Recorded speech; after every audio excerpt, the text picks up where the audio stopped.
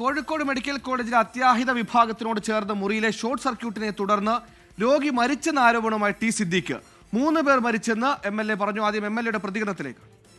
Kozhikode medical കോളേജിലെ ഇവിടെയുണ്ടായ അതിദാരുണമായ emergency കാഷ്വാലിറ്റിയിൽ ഉണ്ടായിട്ടുള്ള ഈ തീപിടുത്തത്തിൽ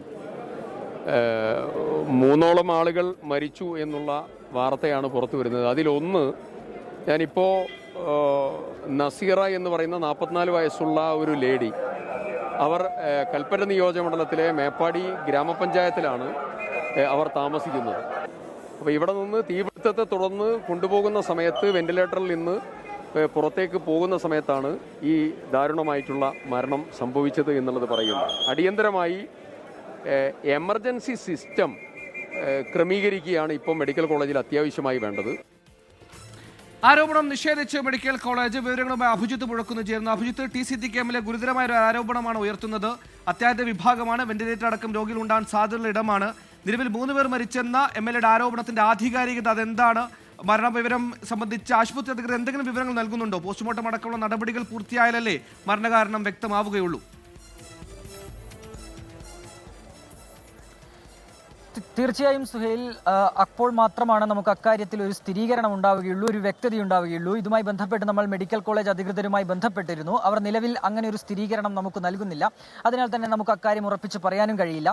നിലവിൽ ഇപ്പോൾ ടി സിദ്ദീഖ് MLA പറയുന്ന ഒരു കാര്യം, വെന്റിലേറ്ററിലായിരുന്ന വയനാട് കോട്ടപ്പടി സ്വദേശി നസീറ അവരാണ് മരിച്ചത്. അവരെ ഈ അത്യാഹിത വിഭാഗത്തിൽ നിന്ന് ഈ പ്രശ്നമുണ്ടായതിനെ തുടർന്ന് മാറ്റുന്നതിനിടെയാണ് അവർക്ക് മരണം സംഭവിച്ചത് എന്നാണ് അദ്ദേഹം പറയുന്നത്. ഇക്കാര്യത്തിൽ കൂടുതൽ വ്യക്തത ഈ മെഡിക്കൽ കോളേജ് അധികൃതർ വരുത്തണം എന്നുള്ള കാര്യം കൂടി ടി സിദ്ദീഖ് MLA ആവശ്യപ്പെടുന്നുണ്ട്. മാത്രമല്ല, കൂടാതെ ഒരു 2 മരണം കൂടി അദ്ദേഹം പറയുന്നുണ്ട്. ഇതിലും നമുക്കിപ്പോൾ ഒരു സ്ഥിരീകരണത്തിലേക്ക് പോകാൻ സാധിക്കാത്തത് അക്കാര്യത്തിൽ ഒരു ഉറപ്പ് മെഡിക്കൽ കോളേജ് അധികൃതർ തന്നില്ല എന്നുള്ളത് കൊണ്ട് തന്നെയാണ്. വരും മണിക്കൂറുകളിൽ അക്കാര്യത്തിൽ അവർ ഒരു വ്യക്തത വരുത്തുമെന്ന് തന്നെയാണ് നമ്മൾ പ്രതീക്ഷിക്കുന്നത്.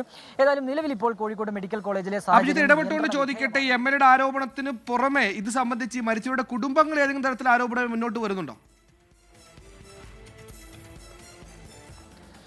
സുഹൈൽ, നിലവിൽ നമ്മൾ അവരുടെ പ്രതികരണത്തിന് ശ്രമിക്കുന്നുണ്ട്. അങ്ങനെ ഒരു പ്രതികരണം കുടുംബത്തിന്റെ ഭാഗത്ത് നിന്ന് നിലവിൽ നമുക്ക് ലഭ്യമായിട്ടില്ല. ഈ കുടുംബം തന്നോട് ഇക്കാര്യങ്ങൾ വ്യക്തമാക്കിയെന്നാണ് MLAയുമായി സംസാരിക്കുമ്പോൾ നമുക്കറിയാനായി കഴിയുന്നത്. MLA പറയുന്നത് കുടുംബവുമായി സംസാരിച്ചിരുന്നു. അപ്പോൾ കുടുംബമാണ് ഇങ്ങനെ ഒരു കാര്യം തന്നോട് പറഞ്ഞിട്ടുള്ളത്. അതായത് ഈ പുകയുരുന്നൊരു സാഹചര്യമുണ്ടായി. അതിനിടെ ഈ അത്യാഹിത വിഭാഗത്തിലായിരുന്നു നസീറ എന്ന വയനാട് സ്വദേശിയായ സ്ത്രീ. അവർ വിഷം കഴിച്ചതിനെ തുടർന്നാണ് അവരെ ആശുപത്രിയിൽ പ്രവേശിപ്പിച്ചത്. തുടർന്ന് അവർ ഗുരുതരാവസ്ഥയിൽ വെന്റിലേറ്ററിലായിരുന്നു.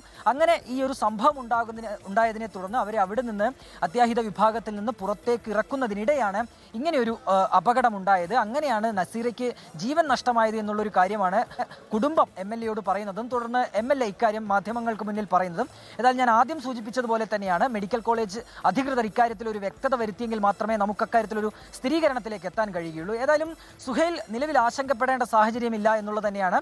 കാരണം മുഴുവൻ പേരെയും ഒഴിപ്പിക്കാനായി സാധിച്ചിട്ടുണ്ട്. മറ്റ് സമീപത്തുള്ള ആശുപത്രികളിലും സ്വകാര്യ ആശുപത്രികളിലും ബീച്ച് ആശുപത്രിയിൽ ഉൾപ്പെടെ വേണ്ട സജ്ജീകരണങ്ങൾ ഒരുക്കിയിട്ടുണ്ട്. കൂടാതെ മെഡിക്കൽ കോളേജിൽ തന്നെ പ്രത്യേകം വാർഡുകൾ സജ്ജീകരിച്ചിട്ടുണ്ട്. ഒരു ഹെൽപ്പ് ഡെസ്ക് നമ്പർ ഉൾപ്പെടെ ഇപ്പോൾ ലഭ്യമാക്കിയിട്ടുണ്ട്. അതായത് ഇപ്പോൾ കാഷ്വാലിറ്റിയിലാണ് ഇങ്ങനെ ഒരു പുകയുയർന്ന സാഹചര്യം ഉണ്ടായത്. അപ്പോൾ ഇനിയിപ്പോൾ കൂടുതൽ മറ്റേതെങ്കിലും തരത്തിലുള്ള കാഷ്വാലിറ്റികൾ വരികയാണെങ്കിൽ അതിന് വേണ്ട സജ്ജീകരണങ്ങളും ഇപ്പോൾ നിലവിൽ കൃത്യമായി തന്നെ ഒരുക്കിയിട്ടുണ്ട്. ഏതായാലും മുഴുവൻ പേരെയും മാറ്റിയിട്ടുണ്ട് എന്നുള്ളത് തന്നെയാണ് ഏറ്റവും പ്രധാനപ്പെട്ട കാര്യം. നിലവിൽ ഈ മെഡിക്കൽ കോളേജിന്റെ അധികൃതരുടെ ഒപ്പം തന്നെ ഈ ഫയർഫോഴ്സ് ഉദ്യോഗസ്ഥരൊക്കെ തന്നെ ഒരു പ്രതികരണം നൽകിയിരുന്നു. അവർ പറയുന്നത് നിലവിൽ അവർക്ക് വ്യക്തമായിട്ടുള്ള ഒരു കാര്യം, T Siddique MLA Kalpetta MLA പറയുന്നത് 3 പേർ ഈ ഷോർട്ട് സർക്യൂട്ടിനെ തുടർന്നുണ്ടായ അപകടത്തിൽ മരിച്ചുവെന്ന്, അതിനെ തുടർന്നുണ്ടായ അനുബന്ധമായ പുകപടനങ്ങളെ തുടർന്ന് മരിച്ചുവെന്ന് ആരോപണവുമായി ടി സിദ്ദീഖ് MLA വരുന്നു. എന്നാൽ ആരോപണങ്ങൾ നിഷേധിക്കുകയാണ് മെഡിക്കൽ കോളേജ്.